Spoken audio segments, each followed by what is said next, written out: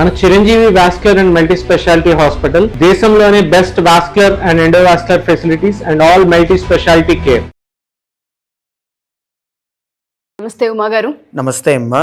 July మాస ఫలితాలు కనుక మనం చూసుకుంటే ద్వాదశ రాశుల వరకు అసలు ఏ విధంగా ఉండబోతుంది అంటారు? ప్రత్యేకించి ఈ మాసంలో ఒక్కొక్క రాశి వారు ఏ జాగ్రత్తలు పాటించాలి? ముందుగా గోచార రీత్యా కనుక మనం చూసుకుంటే గ్రహ సంచారాన్ని బట్టి 12 రాశుల వరకు అసలు ఏ విధంగా ఉండే అవకాశం ఉంటుంది అంటారు? తప్పనిసరిగా అమ్మా, జూలై మాసంలో మనం తీసుకుంటే కనుక గ్రహ సంచారములన్నీ కూడా డీటెయిల్గా చూద్దామండి. ముందుగా జూలై 17వ తారీఖున రవిగ్రహ సంచారము మిథున రాశిలోంచి కర్కాటక రాశిలోకి ప్రవేశించబోతోందండి. అయితే జూలై 18వ తారీఖు వరకు బుధుడు వక్రగతిలో ఉండి కరెక్ట్గా 18న మిథున రాశిలో బుధుడు వక్రగతిని పూర్తి చేసుకుని స్ట్రైట్ ఫార్వర్డ్గా అంటే రుజు మార్గంలోకి ఎంటర్ అవుతారనమాట. జూలై మొత్తము కూడా కుజగ్రహ సంచారము వృషభ రాశిలోనే సంచారం జరుగుతూ ఉంటుందండి. జూలై 4వ తారీఖున శుక్రగ్రహ సంచారము సింహ రాశిలోకి ప్రవేశిస్తుందమ్మా. ఇది కాకుండా దీర్ఘ సంచారిత గ్రహాలైనటువంటి 4 కూడా కర్కాటక రాశిలో గురుడు, సింహరాశిలో కేతువు, కుంభరాశిలో రాహువు, మీనరాశిలో శని. సో వీళ్ళందరూ కూడా యథాస్థానంలో అక్కడక్కడే ఉన్నారండి. సో దీని ఆధారంగా జూలై మాసంలో ద్వాదశ రాశుల వాళ్ళకి ఎన్ని గ్రహాలు అనుకూలంగా ఉన్నాయి, ఎక్కడెక్కడ జాగ్రత్తగా ఉండాలి, ఏ విషయాల్లో జాగ్రత్తలు తీసుకుంటూనే రెమెడీస్ అనేటువంటివి ఆచరించాలో మనం డీటెయిల్గా చూద్దామమ్మా. గోచార రీత్యా కనుక మనం చూసుకుంటే మిథున రాశి వారికి అసలు ఏ విధంగా ఉండబోతుంది అంటారు జూలై మాసాంతం? తప్పనిసరిగా అండి, మిథున రాశి వాళ్ళకి జూలై మాసంలో 3 గ్రహాలు దివ్యంగా అనుకూలిస్తున్నాయని చెప్పొచ్చమ్మా. 2వ స్థానంలో గురుగ్రహ సంచారం చాలా బాగుంది.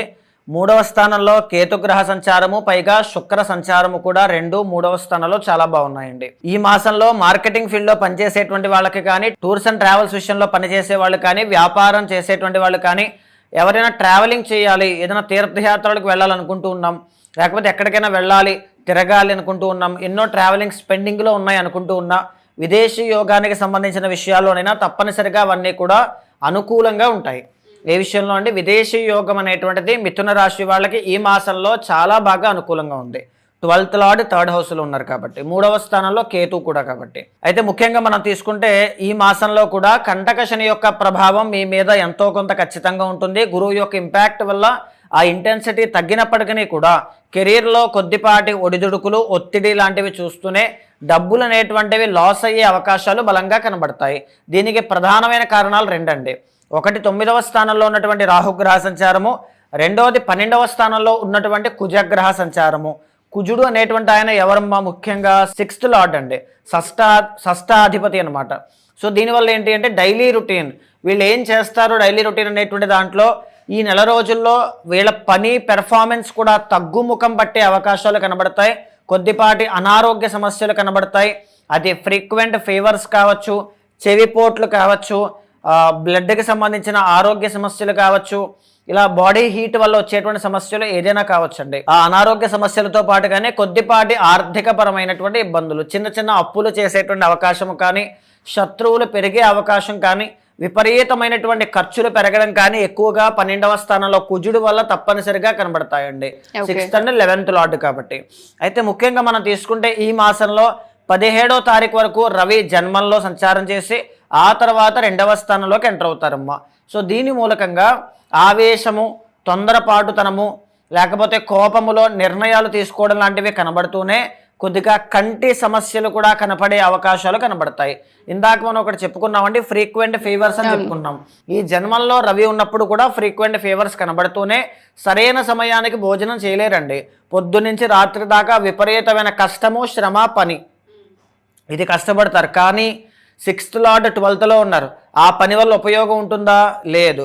పోనీ 100% ఎఫర్ట్ మీరు పెట్టగలరా? లేదు. ఒక 60 to 70 పెడతారు. ఎందుకంటే ఆ క్వాలిటీ సరిగ్గా లేదు కుజుడు వల్ల. జన్మల్లో ఉన్న రవి వల్ల ఆ పని వల్ల పోనీ ఉపయోగం ఉంటుందా అంటే ఉపయోగం ఉండదు. సో ఇది కనబడుతోంది.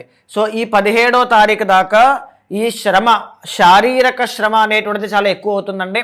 17వ తారీఖు దాటిన తర్వాత ఇంకా సూపర్ టాప్ అలా ఏమీ కాదు, అక్కడ కూడా యావరేజ్గానే ఉంది. అక్కడ కూడా యావరేజ్గానే ఉంది. 2వ స్థానంలో ఉన్నటువంటి రవి ఏం చేస్తారు? సరే ఇంకా పని అవ్వట్లేదు, డబ్బులు పెట్టైనా పని చేయించుకోవాలి, ఫర్ ఎగ్జాంపుల్ చెప్పాలంటే 2nd ఇండికేట్ సేవింగ్స్ కాబట్టి, ఆ విధంగా కూడా కష్టపడినా అది పని పూర్తి అవ్వకపోవడం, డబ్బులు వృధాగా అయిపోతాయి. అదే 12thలో కుజుడు, 2ndలో రవి. సో మిథున రాశి వాళ్ళకి ఈ మాసంలో కొద్దిపాటి ఖర్చులు కనబడుతూ ఉన్నాయి. ఖర్చులు అంటే డబ్బులు మాత్రమే కాదమ్మా, శరీరము, శారీరక శ్రమ, మానసిక శ్రమ, టైము అన్ని కూడా ఖర్చులే. అన్ని ఖర్చు అవుతాయి అన్నమాట. సో ఈ మాసంలో కొద్దిగా జాగ్రత్తగా ఉండాలి. 3వ స్థానంలో శుక్ర సంచారం అనేటువంటిది అనుకూలంగా ఉంది. పంచమాధిపతి కదండి. సో దీని మూలకంగా మీరు ఏదైనా సంతాన ప్రయత్నాలు ఏదైనా చేస్తూ ఉంటే తప్పనిసరిగా ఈ మాసంలో బాగుంటుంది.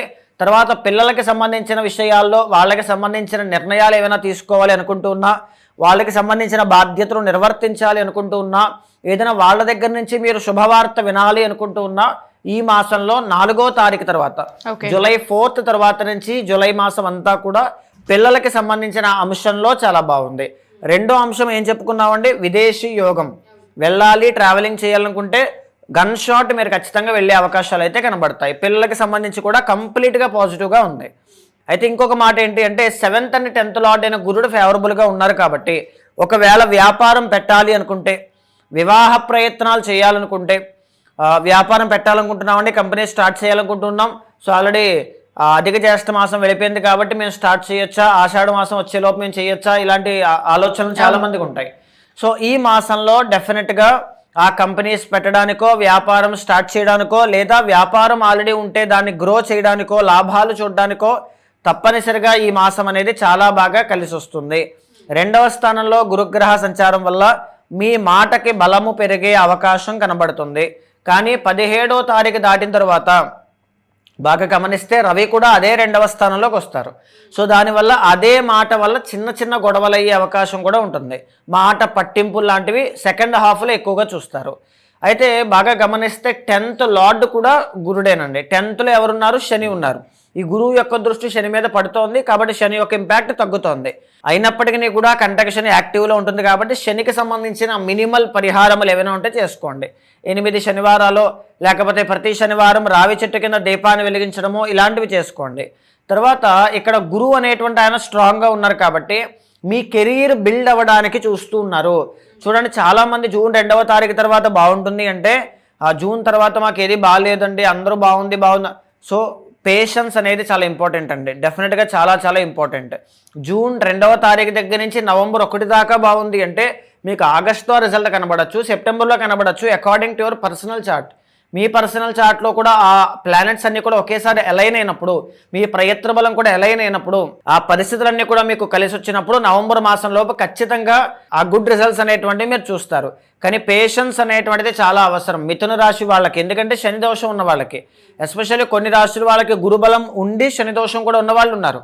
వాళ్ళకి పేషెన్స్ అనేది చాలా అవసరం అండి. సో కెరీర్ పట్ల పేషెన్స్తో ఉండండి. డెఫినెట్గా గురుబలం ఉంది, బృహస్పతి మీకు తోడుగా ఉన్నారు. ఈ మాసంలోనో వచ్చే మాసంలోనో డెఫినెట్గా మీకు ఒక బిగ్ బ్యాంగ్ అనేటువంటిది గేమ్ చేంజింగ్ ఆస్పెక్ట్ లాగా మీ కెరీర్ మొత్తాన్ని టర్న్ చేయడానికి చూస్తూ ఉంటారు. బట్ మీ పర్సనల్ చార్ట్లో కూడా యోగం ఉంటేనే ఇది సాధ్యం అవుతుంది. ఇది బాగా గుర్తుపెట్టుకోండి. ఈ మాసం వరకు మనం తీసుకుంటే పిల్లలకి సంబంధించి, ప్రయాణాలకు సంబంధించి, విదేశీ యోగానికి సంబంధించి చాలా ఫేవరబుల్గా ఉంది. వ్యాపార ప్రారంభానికి పునాది వేసే అవకాశాలు కనబడుతూనే, కెరీర్కి సంబంధించిన ముఖ్యమైన అంశాలు నిర్ణయం తీసుకునేటువంటివి కనబడుతూనే, ఎవరికైనా డబ్బులు ఇస్తే మోసపోతారు. ఆరోగ్యాన్ని కాస్త జాగ్రత్తగా చూసుకోవాలి, ఆవేశం తగ్గించుకుని మాట్లాడుకోవాలి, మాట వల్ల గొడవలు రాకుండా చూసుకోండి, వృధా ఖర్చులు అవ్వకుండా చూసుకోండి, బంధుమిత్రులతో సరైన అనుబంధం ఉండేలా చూసుకోవాలి. కెరీర్ పట్ల ఇబ్బందులు రాకుండా రావి చెట్టు కింద దీపం వెలిగించడం కానీ, రాహు యొక్క దోషం పోవడానికి మంగళవారం నాడు తప్పనిసరిగా మధ్యాహ్నము రాహుకాలంలో దుర్గాదేవికి కుంకుమార్చన చేయడం కానీ చేస్తూనే, రవి బలము అనేటువంటిది లేదు కాబట్టి ఆదివారం నాడు ఉదయము బెల్లము దానంగా ఇవ్వడం లాంటివి చేయడం వల్ల రవికి బలం పెరుగుతుంది. అనారోగ్య సమస్యలు కానీ, పనుల్లో ఆటంకాలు రావడం కానీ, చికాకులు కానీ ఇలాంటివి ఏమీ లేకుండా రక్షింపబడతారు. ఓకే, సో ఎవరైనా సరే ఈ వీడియో కనుక చూస్తూ ఉంటే ఇది గోచార రీత్యా చెప్పిన జాతకం కాబట్టి జన్మ జాతక రీత్యా ఒకసారి ఉమాగారిని కలిసి ప్రత్యేకించి రాశివారు జాతకాన్ని చూపించుకొని దానికి తగ్గట్టు పరిహారాన్ని లేదంటే పూజని ఆచరించాలి అనుకుంటే కింద ఒక నెంబర్ స్క్రోల్ అవుతూ ఉంటుంది, దాన్ని మీరు కాంటాక్ట్ చేయొచ్చు. థ్యాంక్ యూ ఉమా గారు, థ్యాంక్ యూ సో మచ్. నమస్తే అమ్మా.